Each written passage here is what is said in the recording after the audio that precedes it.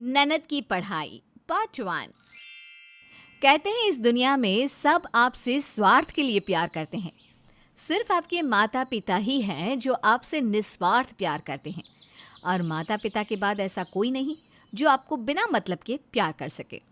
शायद ये बात डिम्पल को जल्दी ही समझ आने वाली थी, क्योंकि डिम्पल की माँ शीला अब बहुत बीमार रहती थी और अब उनके बचने के भी ज़्यादा आसान नज़र नहीं आ रहे थे। नरेश, मुझे नहीं लगता अब मैं ज्यादा वक्त निकाल पाऊंगी। ऐसा मत कहो माँ, सब ठीक हो जाएगा। पिछले बरस तुम्हारे पिताजी चल बसे, लगता है अब मेरी बारी है। माँ कुछ नहीं होगा तुम्हें, हम सब है ना। मुझे तुम तीनों से बस एक ही बात कहनी है। डिम्पल तुम तीनों की इकलौती बहन है, बस उसका ध्यान रखना, ठीक है? मैंने और तुम्हारे पिताजी ने उसकी पढ़ाई और शादी के लिए सब कुछ बना के रखा है। तुम्हें कोई बोझ नहीं उठाना पड़ेगा, बस उसे खूब पढ़ाना। तुम्हारे पिताजी का भी यही सपना था। माँ तुम बिल्कुल चिंता मत करो, हम डिम्पल का अच्छे से ख्याल रखेंगे। श्वेता, नताशा बहू, यहाँ आओ दोनों। जी माँ जी।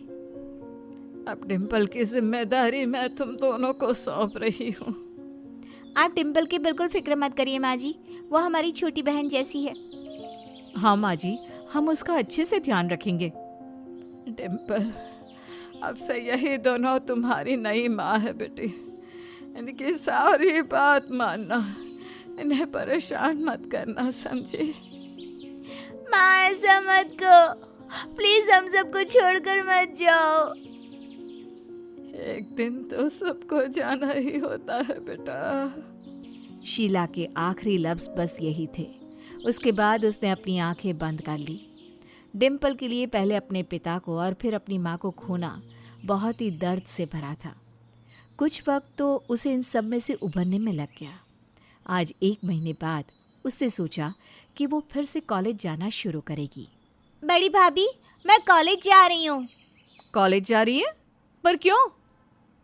हाँ, अब इस सब की क्या जरूरत है? मतलब मैं समझी नहीं भाभी। अब आगे पढ़ के करेगी भी क्या? घर में रहकर घर का काम सीख, खाना बनाना सीख। शादी के बाद चूल्हा चौका ही काम आता है, ये सब पढ़ाई वढ़ाई नहीं, समझी? बड़ी भाभी ठीक कह रही है, अब तो 19 की तो है, 2-3 साल में तेरी शादी कर देंगे तेरे भाई। अभी से काम सीखेगी तभी तो अच्छे से कर पाएगी ससुराल जाकर। पर भाभी, मैं आगे पढ़ना चाहती हूँ। मेरा सपना है मैं बहुत पढूं और एक अच्छी नौकरी भी करूँ। ताकि लोग हम पर हंसे कि माँ बाप की जाती ही भाभीयों ने ननद से नौकरी करवा ली, उसका खर्चा नहीं उठा पा रहे। और नहीं तो क्या, हम अपनी नाक थोड़ी ना कटवाएंगे। और माँ जी ने कहा था ना कि अब हम तेरी माँ हैं, इसलिए हम दोनों ने फैसला लिया है कि तेरी पढ़ाई आज से बंद, समझी?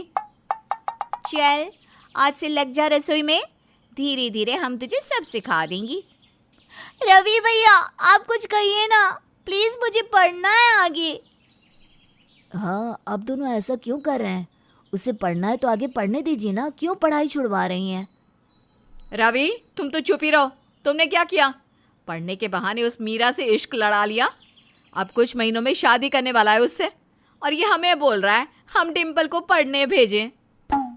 खुद तो ये सब किया पढ़ने के नाम पे, अब डिम्पल को भी यही करने दे क्या?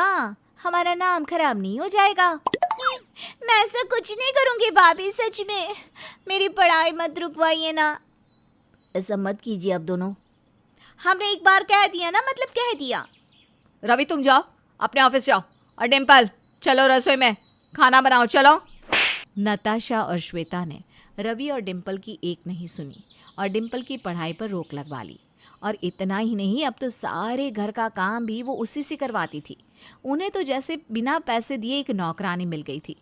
डिम्पल को मजबूरन ये सब करना पड़ रहा था, पर उसने सोचा कि अगर वो इस बारे में अपने बड़े भाइयों से बात करेगी तो शायद वो उसकी बात सुने।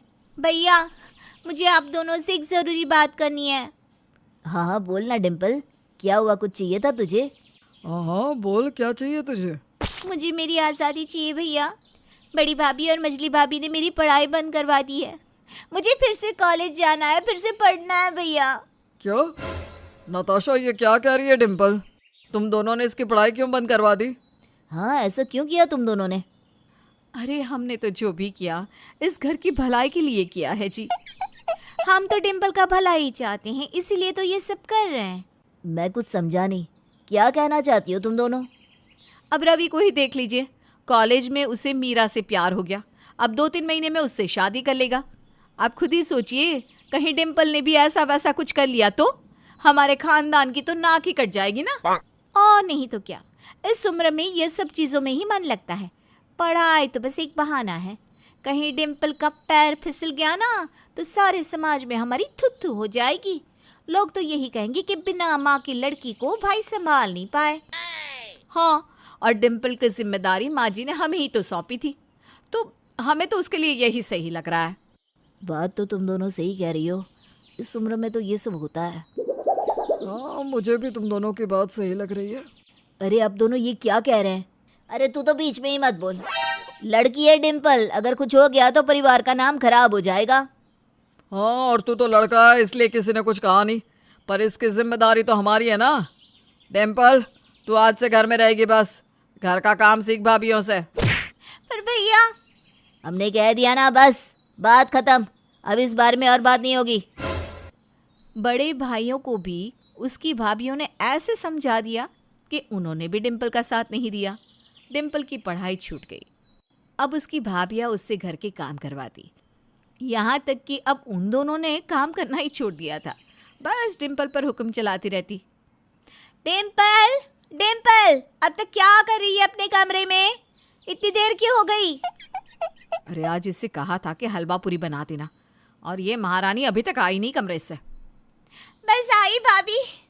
कहिए क्या हुआ? अरे क्या हुआ, क्या पूछ रही है? चल जल्दी से हलवा पूरी बना दे नाश्ते में। आज ना मेरी तबीयत कुछ ठीक नहीं लग रही। प्लीज़ आज भाभी आप दोनों ही बना लीजिए ना। तुझे शर्म नहीं आती अपनी भाभियों को हुक्म देते हुए? हाँ, हमसे कह रही है बनाने को। वैसे भी आजकल आप करती ही क्या है भाभी? सारा काम तो आप मुझसे करवा लेती हैं, खुद तो दोनों बैठी रहती हैं। आज एक दिन आप बना लेंगी तो क्या हो जाएगा? ये इसकी ज़बान तो देखो कैंची की तरह चलती है, हमसे ज़बान लड़ा रही है। अभी तो सिर्फ तेरे भाइयों से कह के कॉलेज जाना बंद करवाया है, ज्यादा बोला है ना तो घर से बाहर निकलवाना भी बंद हो जाएगा। फिर बैठी रहना अपने कमरे में सारा दिन। चल चल अब जल्दी कर, हलवा पूरी बना दे। और दिन की खाने में क्या बनाएगी?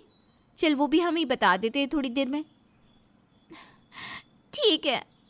डिम्पल के माता पिता के जाने के बाद उसकी ज़िंदगी एकदम से पलट गई थी। कहाँ घर की परी कहलाने वाली 3 भाइयों में एक बहन आज उसकी खुद की मर्जी से बाहर भी नहीं जा पा रही थी। कहाँ उसने अपनी पढ़ाई को लेकर इतने सारे सपने देखे थे, और आज बस उन किताबों को देख देख कर वो अपने कमरे में रोती रहती थी।